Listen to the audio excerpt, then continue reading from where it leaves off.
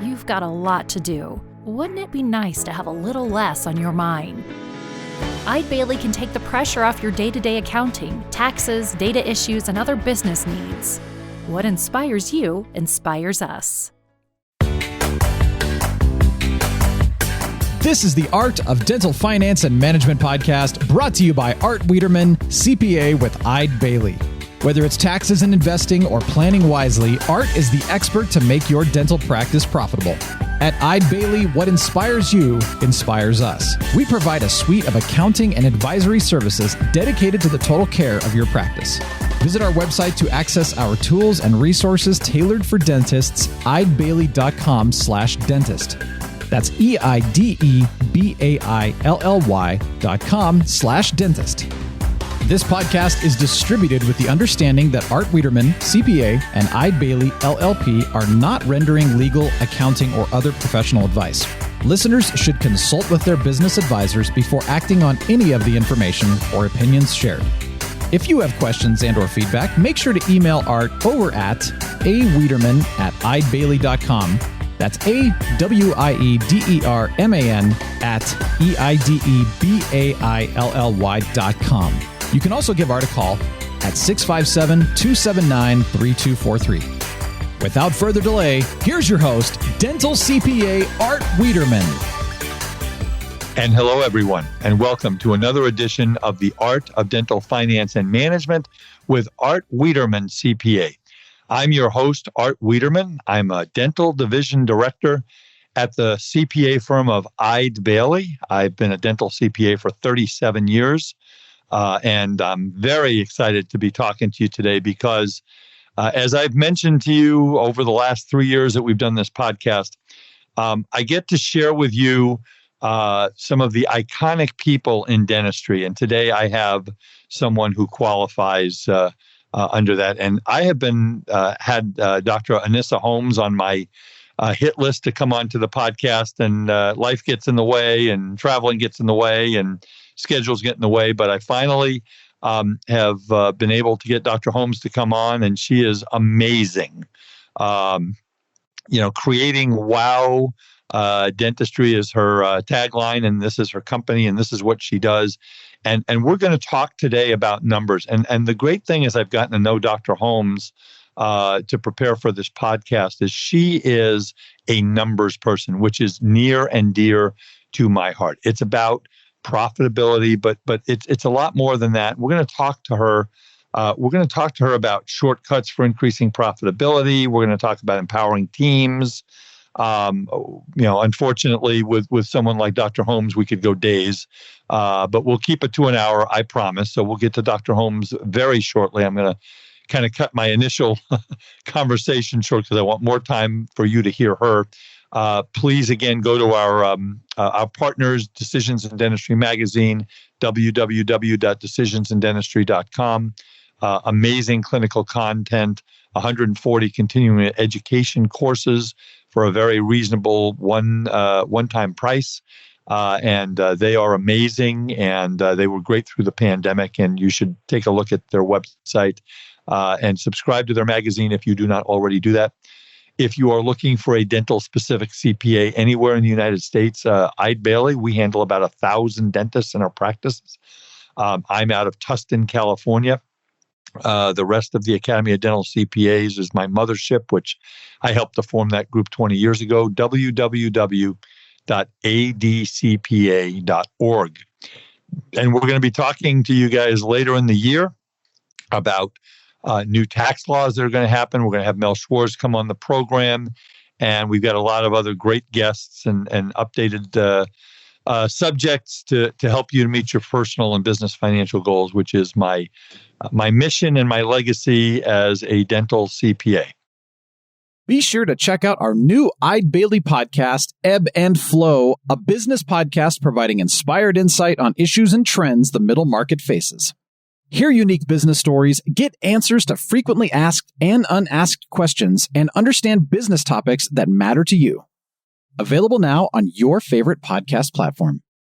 Right now, I want to get to our guest. Dr. Anissa Holmes is a nationally recognized expert in dental practice management, coaching, She is just, it's like when you talk to somebody and you just like want to keep talking to them. That's what I have in talking to Dr. Holmes. She is a graduate of. She did her undergrad at Southern Mississippi University. She's a graduate of the University of Alabama Dental School. She practiced for 20 years. She retired from clinical dentistry. She is still a practice owner and full-time practice owner. And what you're going to hear from her today, pull out a pad of paper, listen to this podcast several times because the stuff that she's got to tell you is amazing. Dr. Anissa Holmes, welcome to the Art of Dental Finance and Management. Thank you so much for having me, Art. I am so excited about today's conversation. Well, I am too, because I wish I could be taking notes, but some people can't walk and chew gum at the same time. I'm not going to take notes, but I will definitely listen to this. So one thing interesting about you is that you were involved in. I'm gonna let you tell a little bit of your story here in a second. But one of the things you shared with me is that you were involved in building schools in Africa. That sounds wonderful. Tell me about that. Absolutely. So a few years ago, I was actually at a conference, and as I was at a conference, there was a video that was displaying on the screen for all of the attendees. And it talked about an opportunity to be able to join a group of entrepreneurs to be able to go to Africa and to be able to actually build schools in Africa, leveraging their business to be able to have a bigger why. And one thing that it was actually with Village Impact, one thing that the founder said was, guys, like as you're building your business, you can make money in your business, but like let's build a for-purpose business, because when you build a for-purpose business, the profit is going to flow, right? And Right. So he also said that the more money we make, the bigger impact that we can make. And so our business can be the driver for us to actually do impact. And so as he said that, and he invited, and there were about 5,000 people there in the room, he invited people to step up to the plate to be able to contribute. I was actually the first one to sign up. And so this is something that my company, Dental Boss Delivering Well, has been a part of for years. We have gone into Kenya and built schools. I'm actually going to be going back in March. When we were there, they said, can you build another school, a high school? And we said, absolutely. And so part of my mission for my coaching company is really to be able to help build schools. But what's exciting is that, it's not just the why of my coaching company. It's something that in my dental practice has always been very important to me. And we built classrooms, we built computer labs, we built playgrounds for schools within Jamaica. And so for me, like as we continue to grow our business, having a bigger why is really what can drive us to keep us excited and motivated about our next level of growth. Well, I will tell you, and God bless you for doing that. I mean, we all know that the young people of Africa desperately need people like yourself and the other folks that you're working with to help to help get them educated and build schools. I remember I took my wife Lynn and I took an African safari about 6 years ago, and we got to visit a school, and we bought a whole bunch of school supplies, and we brought them to the headmaster. And I will tell you, when we drove up to that school, I almost felt like a celebrity, because they all rounded around and they loved to see us, and we talked about what they want to be when they grow. I mean, so I can understand the amazing impact that you're having on them, and it probably has on you too, right? Absolutely. It's something that I involve my kids with. My kids have been a part of it. And again, even with my dental practice, doing impact projects for the community have been great, involving my team, their kids. It's pretty powerful when you focus on your bigger why, other than just, going to work every single day. Well, again, God bless you for doing that work, and that's part of your legacy, Dr. Holmes, is helping the people in Africa. So, with that said, let's get into our conversation.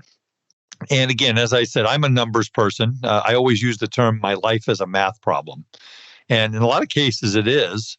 So I know that you teach shortcuts for increasing profitability. Let's just start. What do you look at when you get into a dental office and you look at their profitability? What are the things that you can do to help them to become more profitable? And let's start the conversation there, and I'm sure it'll go off in a lot of great directions.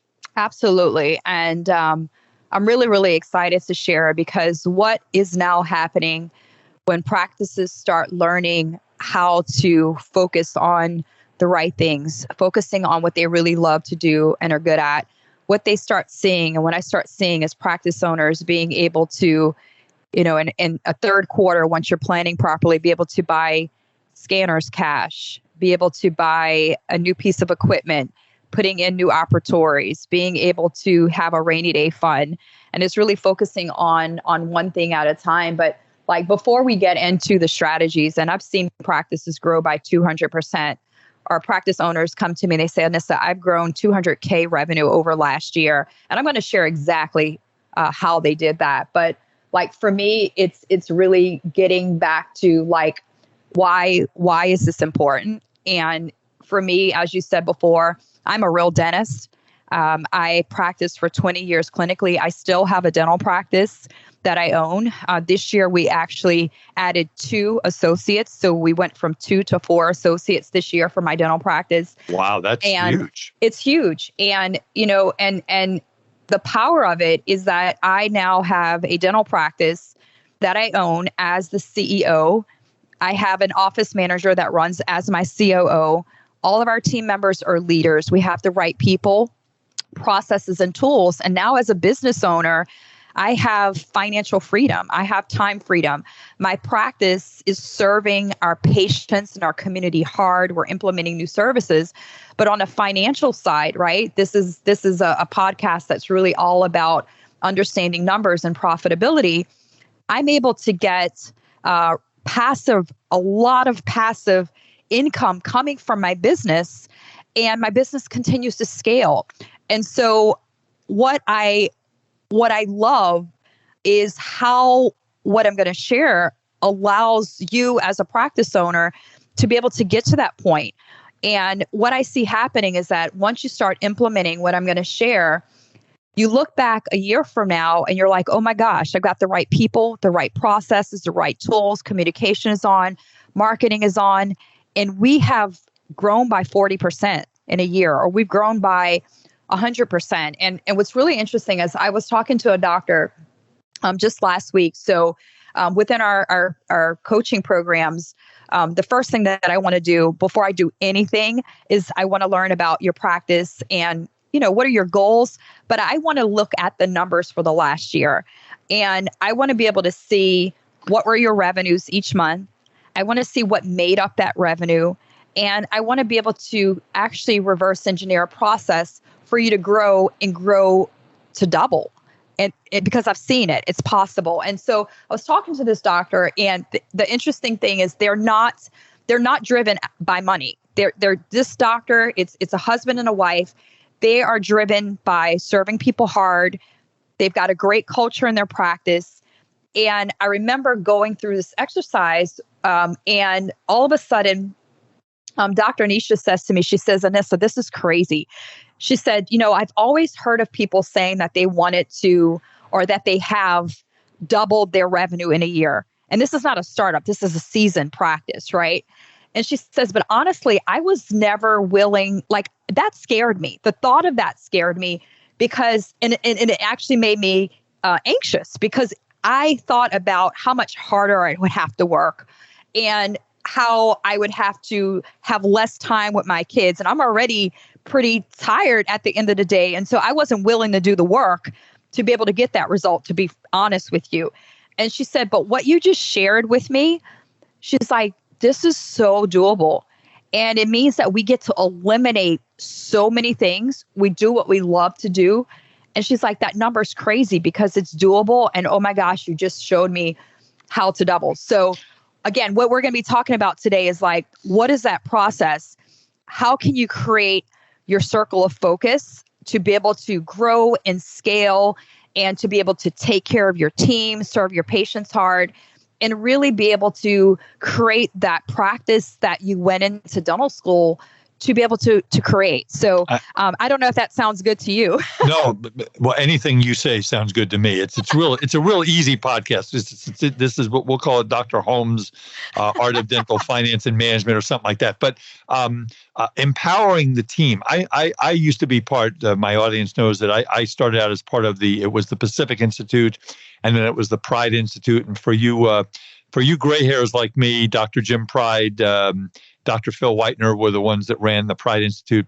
And they used to have a little triangle, and it would say, dentist manages team, team manages office. And I'm assuming that empowering a team to do that. So I'm going to let you kind of take this conversation. You want to talk about empowering a team, or you want to get into some of the numbers first? You know what? Let's talk a little bit about what it takes. Okay. All right. And go for it. And I say this often when I speak on stage, when I talk to teams, right? The first thing that I say to team members when I'm working with an owner is I'm like, we're going to talk about numbers. I'm going to help you with verbal skills. We're going to understand how you're going to schedule. We're going to help your hygienist create systems to scale. Like, we're going to do all of that. But before we get there, we've got to enroll your team, right? Because here's the thing, right? If I tried to pick up my dining room table by myself, it would be really hard, right? As a practice owner. If I call Tammy's my office manager. I call her my COO because she runs the business for me. If I say, Tammy, can you come help me pick up this table? It might be a little bit lighter, like we might be able to go a little bit. But if every member of my team picked up one little piece of the table, all of a sudden we could grow and we can go so much faster across the room. And so what our team members and our doctors need to know is that we can do it by ourselves, but it's just so much easier and we can get there faster when we go together. And so the enrolling of teams, and I get doctors saying, well, how do I enroll my team? Right? Because before you create your circle of focus, you have to get your team understanding that, like, why are they there?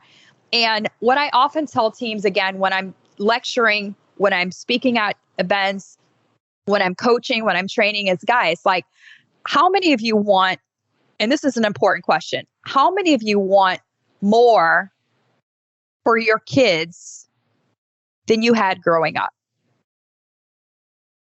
Great question. And I look at the doctor and I said, doctor, I know your team members are sitting next to you.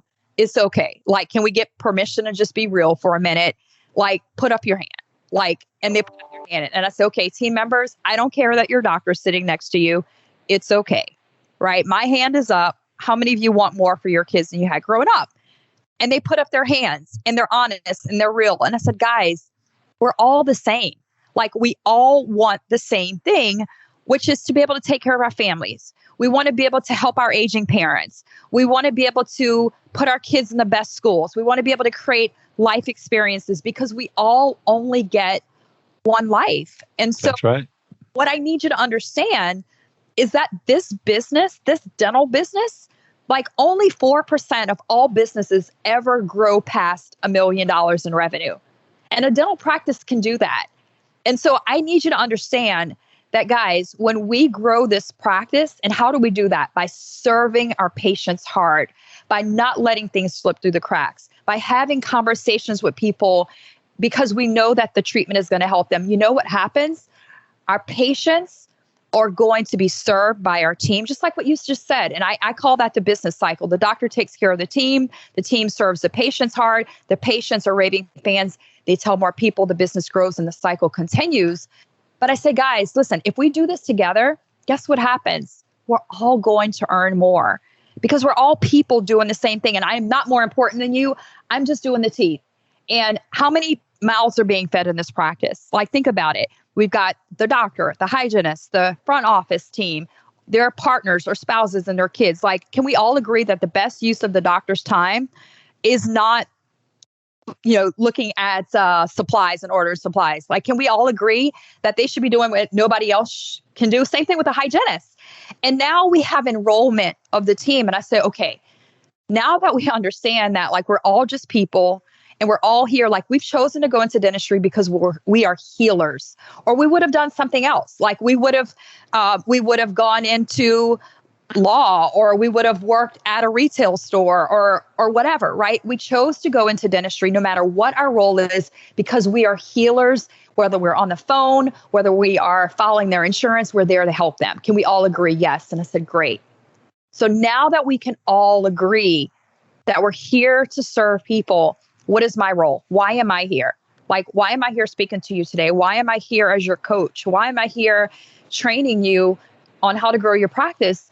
Because I figured out shortcuts in my own practice. I've worked with hundreds of practices and I know what actually works. And so if it's okay with you, let me share with you how we were able to double revenue in my practice that was 17 years old. And then the next year, do it again, because it's the right people, processes, and tools. Like, are you ready? And they say yes. And then now we can get into it. And so for me, as we start looking at what are the steps, what are the processes that, for example, this doctor, Anissa, took to be able to say, oh my gosh, without stress, I can actually double. Or for doctors to come to me and in Q3 say, I was able to put in 2 new operatories cash, or I was able to buy a new scanner, or I was able to take my entire team to the ADA conference and put them up in a really nice accommodation. It's like, what makes that happen? And it really does start with deciding what is it that you really love to do and what do you really want to do to serve people, and how can we as a team all be aligned. And so before we do that, what I like to do is, again, as I'm talking to a doctor, is we create this process. And this is something that I've created, called the circle of focus. And so what that means is, and I know many people don't love Excel sheets, like I get it, right? I do. I love get it. Excel. I get it. I know you love them, but a lot of people don't. And I say, listen, I'm going to talk to you like I'm talking to a 5-year-old. Because if I can talk to you like I'm talking to a 5-year-old, I can help you and you can grow. So like we're gonna break this down and it's gonna be simple. And so what I typically will want somebody to do is to just have their team member, they can do it, or their team member, again, delegate to your team, delegate and elevate so they can become leaders. Take this off your plate. That is not the best use of your time. But I provide a template, and it could be anything in Excel, right? And so what happens is that now you go in and you put in pulling a production by procedure code report from your practice management software. You don't need anything fancy or any additional costs. And you're able to pull from that report the revenue or your production for each month. So you have a column for each month, January, okay, February, month, all the way out. And then you have the total at the end. And then you now break down your production. But I want to know what made the production. So what was the revenue for Crown and Bridge? What was your revenue for sleep appliances? What was your revenue for clear aligners? What was your revenue for even sealants, right? What's your revenue for it? And so now we can look at your revenue or your production, and we can see what made the best month the best within the last 12 months. And we start to see some interesting observations. From there, we also want to make sure that we're putting the collections, because that's what we really are making. And the difference between those is, of course, our collection percentage. And we want that to be as high as possible. And if that number is off, why is it off, right? Either we are giving discounts to friends and family. Why? Because they went to church with us, or they went to grammar school with us. And we know them. If anybody we know, we're just going to give them a discount. When we start to have this information and understand profit margins, we realize we can't do that. Or maybe there's checks that have not been entered into the computer, or maybe there's statements that have not been sent out. And so now that we have this information that I like to have our practices actually update weekly, which takes about 5 minutes a time, then now you can see where things are slipping through the cracks. Now you can see where your profit margins are off, and you should really look at PPOs. And we'll talk a little bit more about profit margins. Oh, yeah. Right? But going back, started. Absolutely. But going back to this, looking at our historicals with our production, now we're able to look at it. And I'm saying, oh my gosh, look at that. Like, isn't that interesting that in August, you actually had, like, let's look at patterns here. You actually did 25 grand in implants that month, and the rest of the months you did like 2 or 3. Like, what happened that month that made that the best month. And then all of a sudden they're like, oh, I did an all on 4 case. And I'm like, oh, that's interesting. And then we start looking from left to right, month to month to month. And we start looking at different services, and we start looking at how things are dipping and trends are going up and down. I'm like, oh my gosh, look at that. Sleep appliances. You did like $8,000, and then you did $8,000, and you told me you do sleep, but like you're only doing $8,000 and you charge $8,000 for a case. And then you did like $24,000, and then you went back to 8, and then 8, and then you did 48. So like there's a lot of inconsistencies. You're all over the board. And why is it all over the board? And so now I can start asking questions, and I can say things like, okay, now that we have information, and look at your sealants, and then I'll ask them, I'll say, how many of you truly believe? And I'll teach some verbal skills right now, if that's okay. Oh yeah, I'm yeah, loving this. All good. So I'll say, let me ask you a question. Do you truly believe that sealants will prevent a cavity? Right? And some people don't believe. And if you don't believe they prevent a cavity, you should not be doing sealants. Just like if you don't believe that a Bellscope can detect oral cancer early, you should not be doing it.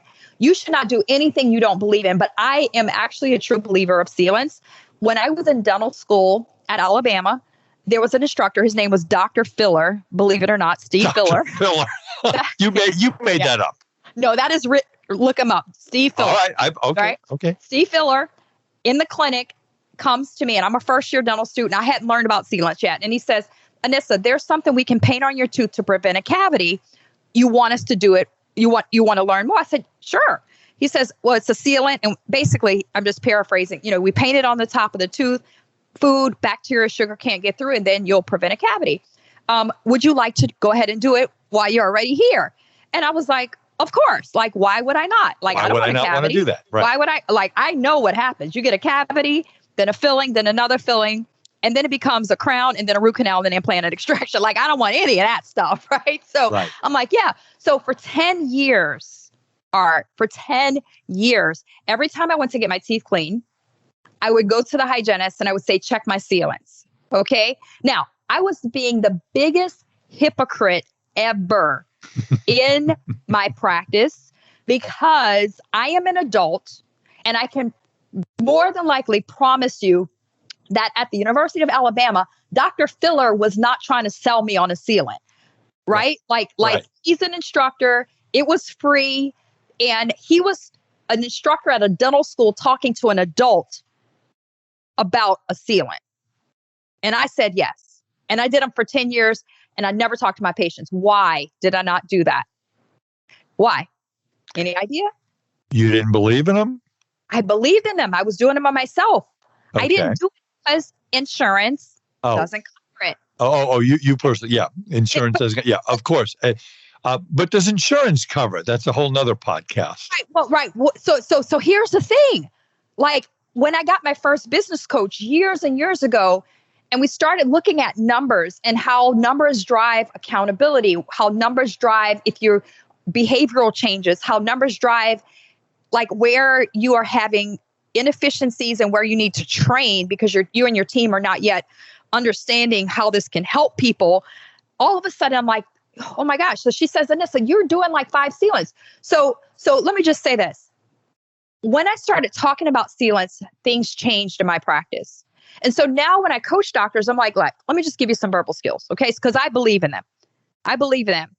So here's the verbal skills. Because since then, in that moment, and with my coach, I have spent a few years understanding neurolinguistic programming, psychology of communication, because I was perplexed of why case acceptance was so low. And I tried to figure this out for my own practice and my clients. And so I started studying with masters of NLP and creating frameworks for my clients. And so here's a framework for sealants. So there's something that we can do to prevent a cavity. Would you like to learn more? They say yes, of course. I said, great, it's called a sealant. How it works is that we paint it on the top of the tooth. And once we do, sugar, food, and bacteria cannot get through. And it reduces your chances of getting a cavity. Now, here's the thing. Insurance doesn't cover this, or insurance doesn't always cover it. But why our patients choose to do it anyway is because number one, it doesn't take a lot of time. In fact, it takes just 5 minutes. It doesn't cost a lot of money. In fact, it's a fraction of the cost of a filling. And number three, it's going to give you that peace of mind. Now, we have time while you're already here today to go ahead and get your sealants done and completed. Should we go ahead and do that now that you're already here? Now, I ask doctors and I say, guys, do you feel like I was selling you anything? And I would say 9 out of 10 say no. They say, Anissa, like I felt like you were just offering me a solution and giving me an option of something I can do. And I said, great. I said, is this something you can do? They said, yes. I said, the issue with insurance and dealing with the insurance question is that we've been objection blocked for so long because we have not been trained and have not trained our teams on communication, verbal skills. And because of that, when we say, do you want to do it? They say insurance, we get objection blocked. They tell us no, we stop talking about it. Exactly. Write this down, guys. Like rewind, write this down, right? The major benefit is, here's the thing, insurance doesn't cover it. It could be sleep appliances. It could be veneers. It could be clear aligners. It could be whatever. But why our patients choose to do it anyway is because, right? And now you talk about the time and money. And so I asked the doctors to say, guys, like if you were to now use this script or your team, how many sealants do you think you can do? And they're like, I can probably do, and they give me a big number, 10 more a day or like 4 more a day. I'm like, what if you just did one patient a day? Just one patient out of all your patients, your hygiene patients, your restorative patients, one patient a day. You know how much revenue you get? $2,500, charging $30 for a sealant. You might charge more than that. Let me throw something at you, because I get this call, I don't know, 5-6 times a year from the office managers of my clients. Here's the call. Okay. Hey, Art, he did it again. I said, did what? He let 6 crowns walk out of here that my 2-year-old could have diagnosed. And I said, well, what? Because he's conservative and he doesn't like to sell. So I get on the phone with the doctor, Dr. Holmes. I get on the phone. I say, so doctor, this is what I'm being told by your front office, because I hit him right between the eyes. And I said, why? Well, they don't really need. I said, well, let me ask you a question. On a scale of 1 to 10, how conservative are you in diagnosing a crown? Well, I'm probably a 4. I said, could you live with yourself if you went to be a 6? Do you know how much more money you could make? The marginal profit on a crown is over $1,000 for each one. If you did 5 more crowns in a month, that's $60,000 a year. Now we're getting into numbers, right? I mean, is that kind of thinking kind of what you're teaching? You're 100%, but like I like to take it a step further than that. And I say, listen, like, let's think about this. Right. And yesterday I was coaching a doctor with this on the phone when we were doing her circle of focus call. I said, because for her, it was Invisalign. No, it was veneers. She loves doing veneers. She loves that when she finishes a veneer case, how the patient is grateful and crying, and she loves how it makes her feel. Okay. And her team loves how it makes them feel. And she's good at it. She's very good at it. And I said, well, that's interesting, because that was one of the things on her board. 1 month she had like 20,000 or whatever it was in veneers. And it was only like 2 months of the whole year she did veneers. And I said, well, what do you want to do more of? Like, let's think about what for the next quarter, what do you want to focus on? Is it going to be sleep appliances? Is it going to be clear aligners? Is it going to be veneers? Like, choose, if you had to choose what you love to do the most outside of fillings, right? What would it be? And she said veneers. And I said, well, tell me, I need to understand. Like, what was the issue of why did you only in 2 months, why did you do veneers? And she said, you know what, Anissa, honestly, she said, it's my mind. It's in my mind. She says, I just feel exactly what you said. And I said, all right, let's reprogram that a little bit. And so let me ask you a question. I said, before we do that, let's stop talking about your practice for a minute. Can you do me a favor? Just close your eyes. And I said, I want you to go back to a time in your childhood, or time in your teenage years, or time in your life where you didn't feel accepted. Go back to that memory for me for just a minute. Go back to that memory where you didn't feel good enough. Go back to that memory when you didn't think that you looked pretty enough, because the fact is that everybody has those memories and experiences, including me. So can you just for a minute go back to that moment when you didn't feel good enough, you didn't feel pretty enough? I said, because the patients that we're talking about here, I said, we're not just improving their smile, we're improving their mental health. Because people are having depression and anxiety and are feeling they're not worthy. Like these are people that in their own mind might be a school teacher and the kids are not teasing them, but in their mind, they think the kids are teasing them. These are people that in their mind or in actuality is frustrating for them because when they go to dinner, they have to be picking food out of their teeth. And that is embarrassing to them. Have you ever had dinner with somebody who was picking food out of their teeth and how can you imagine how they felt? Like we're helping people with their psychological barriers. Like we have a gift to heal them. And so like we can't even think about money or an insurance. Like we have a gift to get people back smiling and confident and stop telling themselves stories that are making them not be free in their life. So, and she's like, oh my God. Like I said, that's why we have to do it. Well, I will tell you folks, you've heard me preach on this podcast. You as dentists, and I love this. I could do this, have this conversation with Dr. Holmes all day long. You are not people that fix teeth. You are about a better life, a better profession, a better self-esteem, a better attitude. That's what you're about, is helping people. And when I also sell dental practices, Dr. Holmes, and I've told my audience this, when I do a closing, I say to the seller, I want you to think about the thousands of people whose lives you changed for the better. And that's what this is all about. And a podcast, folks, what I do every other week, what Dr. Holmes does on hers, and in a second, I'm going to let her tell you a little bit about what she does in her coaching program. But what we do is a call to action. So I'm hoping that you listen to what Dr. Holmes and I are talking to you about, mostly what Dr. Holmes is talking to you about, and you wake up and you say, I need to make a change. It's not all about money. It's about helping people. So with that, Dr. Holmes, I want to get into the numbers part and give some examples. But first, tell our audience my audience a little bit about what you do in your company and your coaching program and your speaking. And you are a fellow podcaster. So tell us a little bit about that. Absolutely. So I, as a dentist, that is a dentist that has a practice that I own, that's been in the trenches and has been able to create a practice that runs with the right people, processes, and tools, understanding leadership and verbal skills and how do we get our team enrolled, understanding scheduling and all of the things that are important. We have programs that are able to help colleagues to be able to do the same thing. And so we have, first of all, our free Facebook group for doctors, which is Dental Boss Movement. So we've got lots of great training and a great community there, which is completely free, dentalbossmovement.com. I invite you to join us there.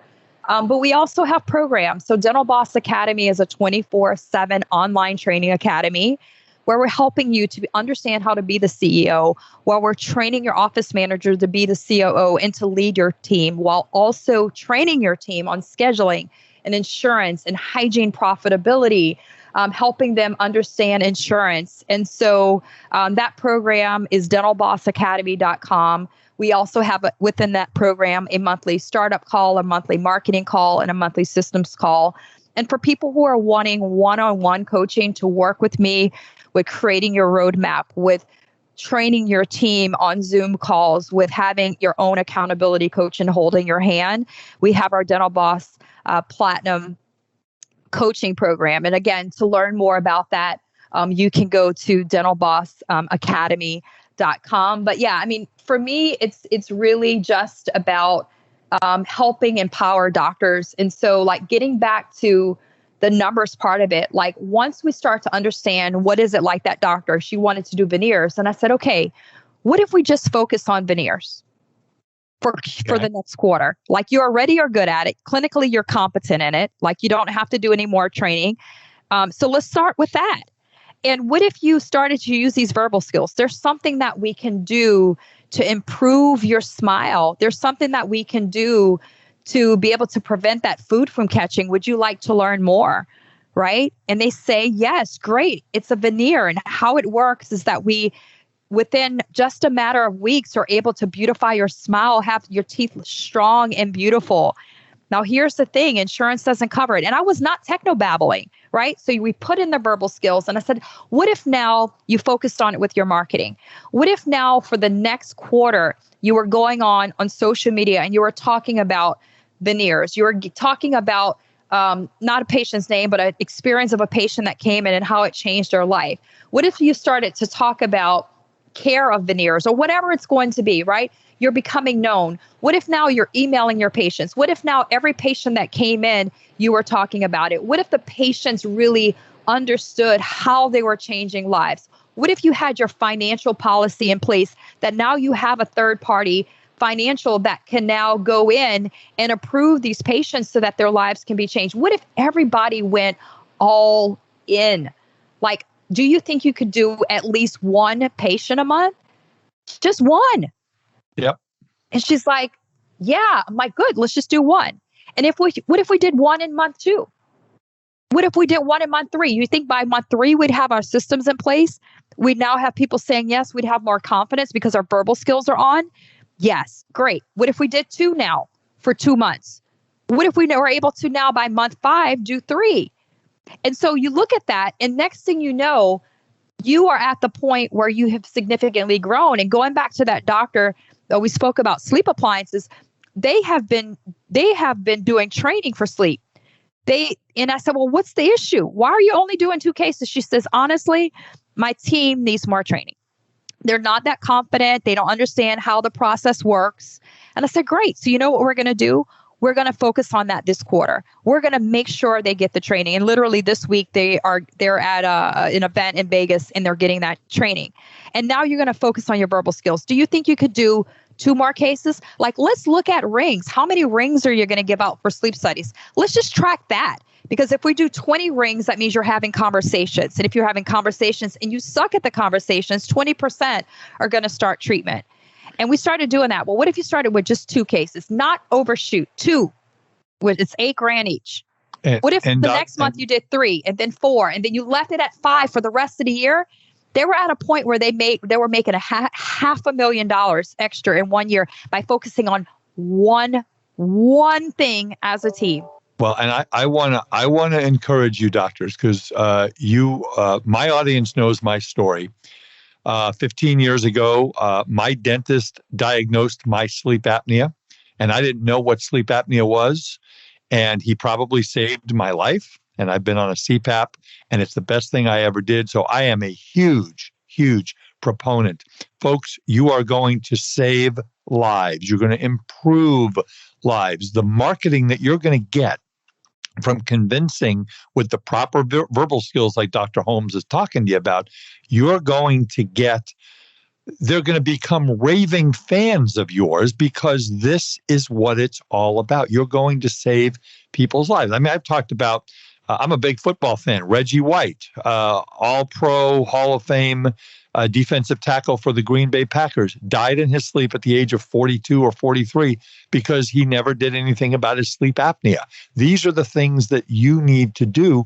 And again, it's focusing on one thing. One mistake I know, Dr. Holmes, I see lots of dentists, well, I went to a course and now we're going to put in sleep apnea and we're going to put in veneers and we're going to go ahead and get problem. A CBCT. That's the problem. Sometimes we're trying to do too many things. So what I told this doctor who wanted to do, because they were ready with Vivos and sleep, they were doing Vivos. Okay. And there are different solutions that are out there. That's the particular one. So that's why I just called the name. And I said, okay, so we're going to and her next highest, when I looked at her historicals, was implants. She wanted to do more implants. I said, listen, I am not giving you permission to focus on implants until January. Okay. Exactly. We are not focusing on any of that. I said, we are doing sleep. That's it. Right. The marketing, the verbal skills training, the role playing with your team, getting your systems in place for patient financing. We are not doing implants right now. Okay. And she's like, all right. And I said, but guess what? In January, All of the sleep is on autopilot. Our marketing is on. Everything is working. So guess what we're going to do? We're going to shift our focus. And for the next quarter, we're going to do the same process, but we're going to be talking about implants. There's something that we can do to close up that space and prevent teeth from shifting in and cracking and getting gum disease. Would you like to learn more? Like, we're going to shift focus. And guess what's going to happen? When you start doing this, guess what happens in quarter three? Quarter three, you got cash, right? Because now you're focusing on high value. And when you do that, you don't have to worry about PPOs because you're doing high value, life-changing things that are saving lives and healing people. And so now you're doing an $8,000 sleep case, or you're doing a $20,000 implant case, or even a smaller case, but you're focused on it. Your entire team is looking for it. You're having conversations.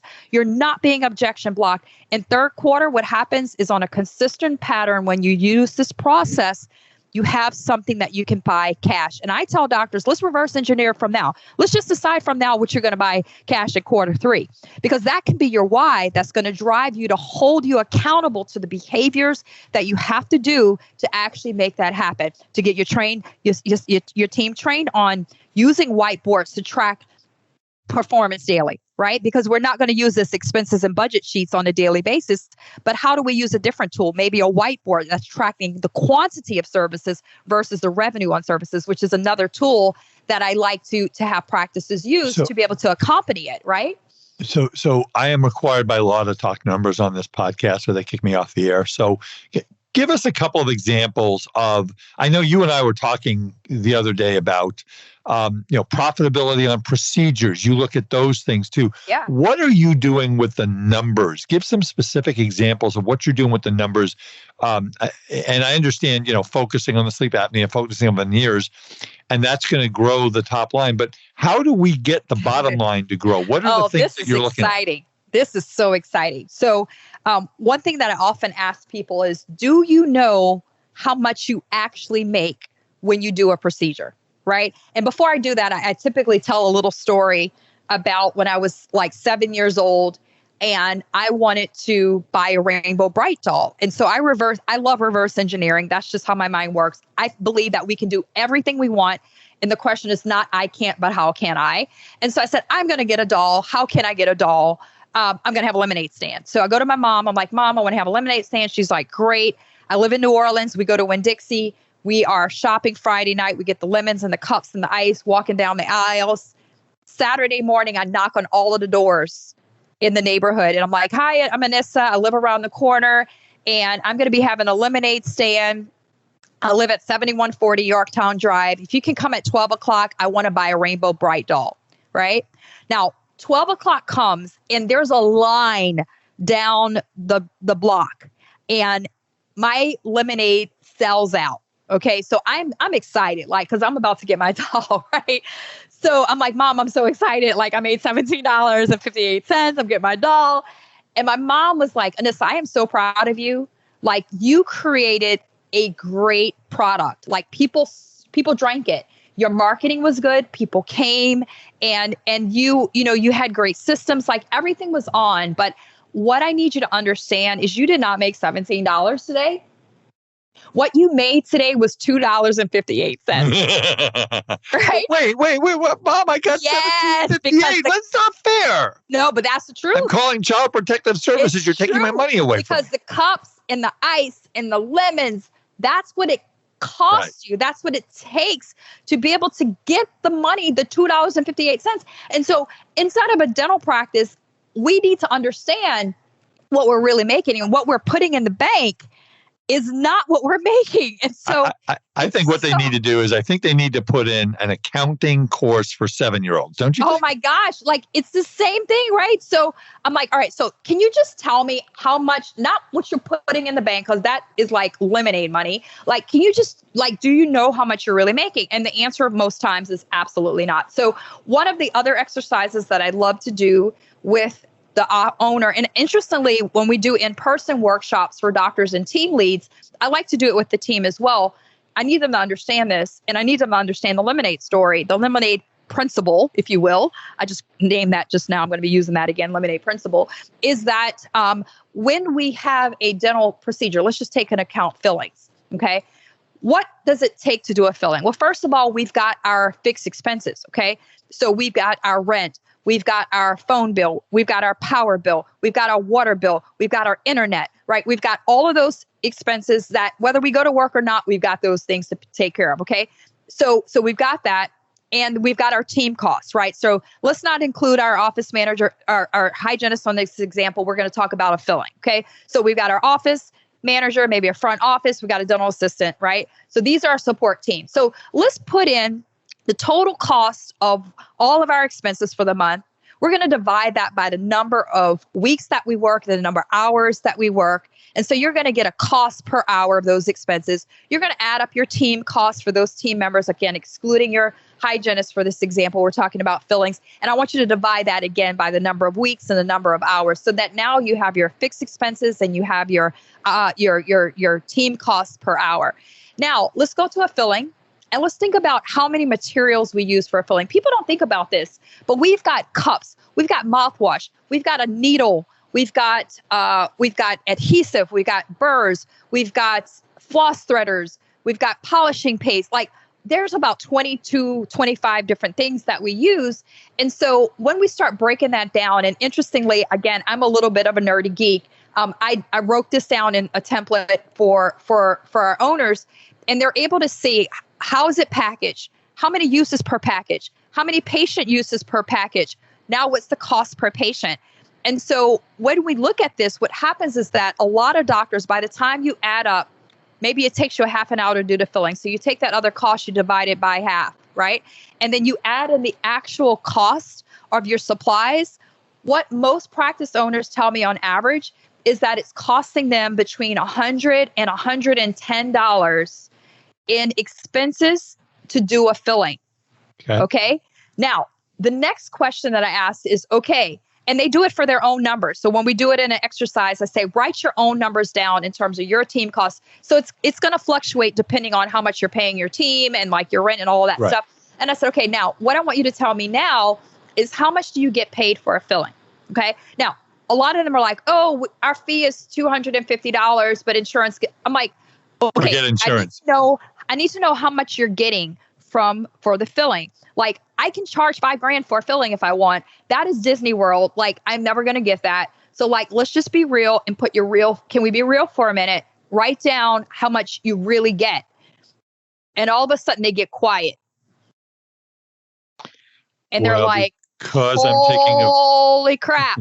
50% discount. Yeah. I get $118 for a filling. Or I did this exercise in a workshop last week with Dr. Team Leads in Florida, in Fort Lauderdale. And the doctor was like, I'm taking, and she named who she's taking. And she says, I get $80 per filling. I'm like, oh, so you're upside down. So now you're probably wondering why you are busy, a lot of patients, and you're not getting any money. But you're not making any money because you might as well just be writing a check to that patient every single time you do a procedure. It's crazy insane. And so now that you have information, you can make decisions. That's what numbers allows us to do.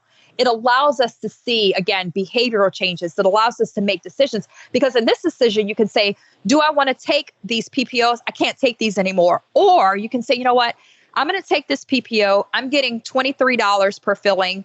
But what I'm going to do is instead of seeing patients in 4 visits, if I can now do those 7 fillings in 1 visit, guess what that means? That means 1 cup, 1 bib, 1 needle, right? And so now what happens is that we can cut down our expenses, right? Our overhead costs by up to 75%.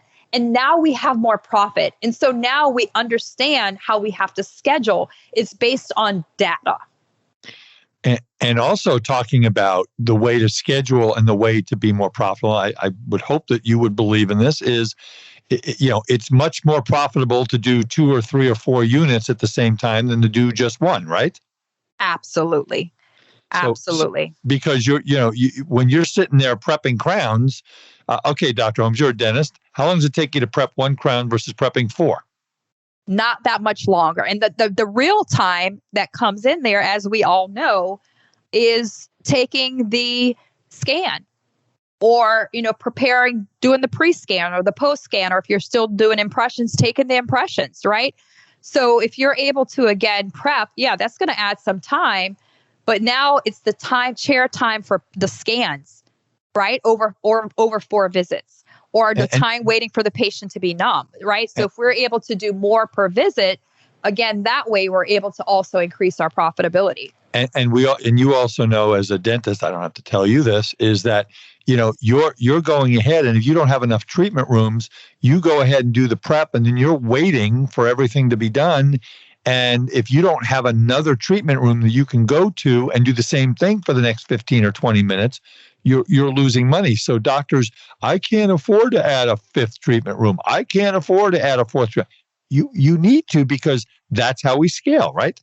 Absolutely. I'm actually building a new office next year. And it came in, guys, because we just hired, and interestingly, with my circle of focus for my dental practice, everything that I teach, I do in my own business. Okay. And so at the beginning of January, I said, I want to be able to increase my profits, not revenue, not the lemonade money, but the real money, by $1 million this year in my dental practice. Okay. I know it's crazy, but I just want to reverse engineer and how am I going to do that? So first quarter, I was like, we've been doing Perio Protect.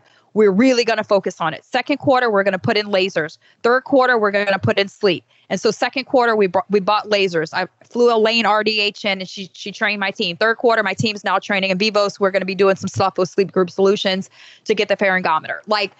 And I said by Q3, I'm going to hire an associate, because I have to have another provider producing. The more producers I have, the more profitability that we have, because we have shared overhead expenses of our front desk and our rent or whatever, right? So we brought in exactly on third quarter. We finally found our associate, and I knew it would take me two quarters to do that. We found one, and then about a month later, all of a sudden we get another doctor who says, I want to join your team. She just finished her AGD at NYU, great training. She was number 1 in her dental school class. She is very well known in our community. She does a lot of community service, she's a beauty queen. So, I couldn't say no to this doctor, number 1 in her class, great in the community. So I said, guess what? Join us. We'd love to have you. I did not plan for 4 doctors, right? I don't have enough operatories for 4 doctors, but I said, you know what?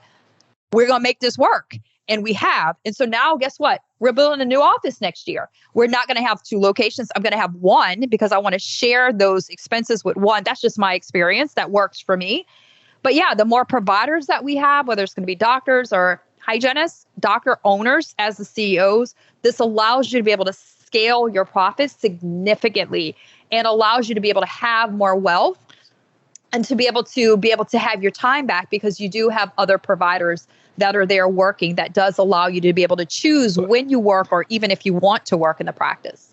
I want to throw one more thing out. To you, and then we've got to kind of put a wrap on this. As I always say to doctors, that it's more important that you work on your business than in your business. So, Dr. Holmes, do you, in your coaching, do you set up times once a month, twice a month, once a week, where we're going to schedule no clinical treatment, no staff meetings? We're going to be working on the business, looking at the numbers, making a plan. Oh, 100%. And it's so funny, because when I first started with my first coach, this was back in 2010. I remember she told me, I can meet with you on a Wednesday morning at 10 o'clock. And I was like, 10 o'clock? That's when I see patients. I can't do 10 o'clock. Can we do 8 o'clock or my lunchtime? And she was like, you just told me that you want to have the ability to earn more and work less, right? And I was like, yes. And she says, okay, so first of all, you're a business owner. You can choose when you do what in your business. I just need to let you know that. And she's like, number 2, you just said you want to work less. So that's 1 hour that you're going to be working less. And with that, you're going to learn how to work 1 less day a week, and then another less day a week.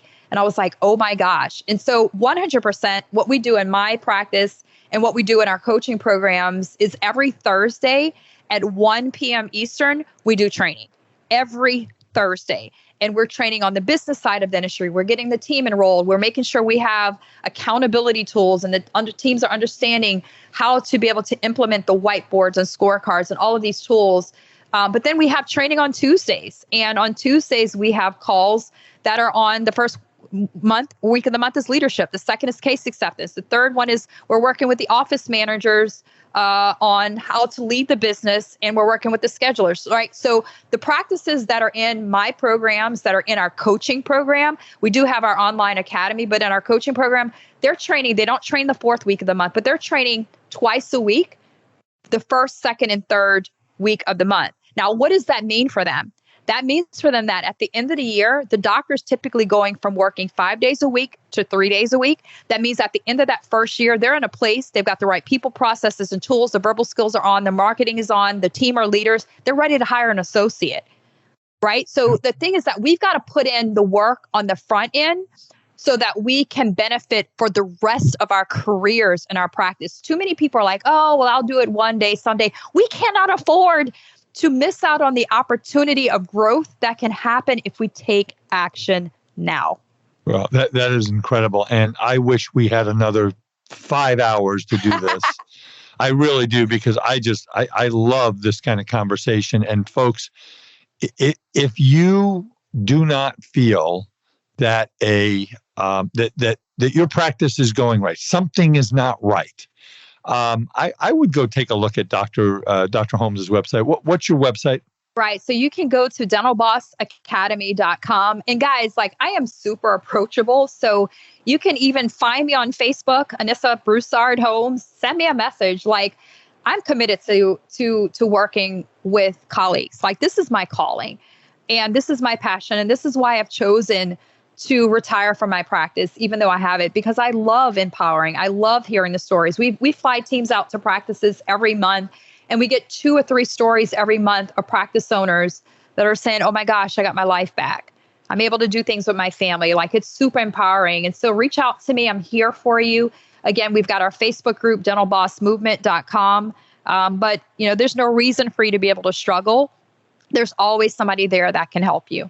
Well, again, this has just been so inspiring to me. I always, you do this day in and day out, and then I hear someone like yourself just have the passion and excitement for dentistry and for helping people. And folks, the definition of insanity is doing the same thing over and over again and expecting a different result. So if you're willing to have if this podcast gives one of my listeners an epiphany, whether you call Dr. Holmes or not, I suggest you take a look at what she's got going on.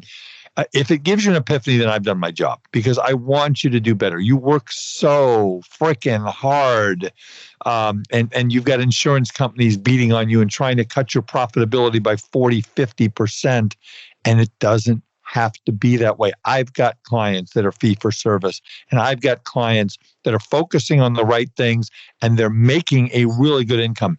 And for me, what's important? Funding a kid's college fund, funding your retirement plan, so that when you get to the age of 55 or 60, you can retire, not because you want to, and maybe you won't even retire, but because you can. And if an epiphany has been created, then I've done my job. Dr. Holmes, you're amazing. I'm very excited about going down the road and talking to you more and hearing more. And you're on your website, or your outside lectures on your website so people can see where you're talking? Oh my gosh, I am talking. We need to get that on there, and that will be on our main site, which is dentalboss.com. But upcoming, I will be speaking for Vivos at their institute at a bunch of different events. I'm doing some stuff for Henry Schein. But in March, I invite all of you guys to join us at our Dental Boss Summit that will be happening in Montego Bay, Jamaica, March the 11th, 12th, and 13th. So definitely would love to have you guys to join us there. That's actually our event that we've had for many years, and we're excited to be taking it back after Don't tease COVID. Me now. Don't tease me. I had one Are of my you best coming? vacations in my I don't know, maybe. Let me say the word taxes at your seminar and I'll show up. Who knows? But no, I had one of the best vacations I ever had in Jamaica. So it's a gorgeous, gorgeous place. Dr. Anissa Holmes, you are a gift to the dental profession. You've helped thousands of people. You're going to help thousands more. And definitely go, what'd you say, Dental Boss? What's your website again? You can go to dentalboss.com. Dentalboss.com.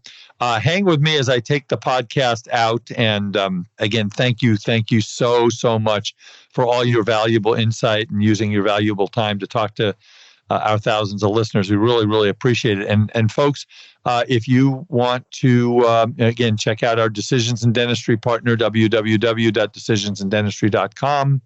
And also check out the Academy of Dental CPA's website, www.adcpa.org. My phone number is 657-279-3243. My email is awiederman, WIEDERMAN at Eide Bailey. That's EIDE, BAILLY.com. And promise me that if you listen to this podcast, that you're going to think about some of the stuff that Dr. Holmes and I talked about today, about thinking about working more on your practice than in your practice, working more on focusing on one thing at a time instead of trying to make 20 changes in your practice at the same time. Promise me that you're going to do something. It's going to improve the quality of your life. It's going to improve the enjoyment that you have in your practice. It's going to get you to your financial goals so that one day you wake up and you say, I've been doing this for 35 years and I really like it, but I got other things in my life I want to do. And then you've made the money and you've saved the money and you've paid your house off to do these things. And isn't that a great feeling? And I'll tell you what, I have clients that sadly, they're never going to get there. And that's why I am just beating people over the head to save money. And the way you save money is you make more money in your dental practice. You're not going to make a ton more money by having your team spend 4 hours a day finding a box of gloves that's 50 cents cheaper. But what you are going to do is by focusing on one thing at a time and really getting good at it, you're going to make more money. All right, I'm off my soapbox, folks. With that is it for this episode of The Art of Dental Finance and Management with Art Wiederman, CPA. And we'll see you next time. Bye-bye. Thank you for listening to today's episode of the Art of Dental Finance and Management podcast. Be sure to subscribe wherever you listen to podcasts so you never miss an episode. The Art of Dental Finance and Management podcast is produced by Eide Bailey in partnership with Art Wiederman, CPA, Decisions in Dentistry Magazine, and the Academy of Dental CPAs. For audience questions and feedback, email Art Wiederman, awiederman@eidebailey.com. That's AWIEDERMAN @EIDEBAILLY.com. Or you may call Art at 657-279-3243.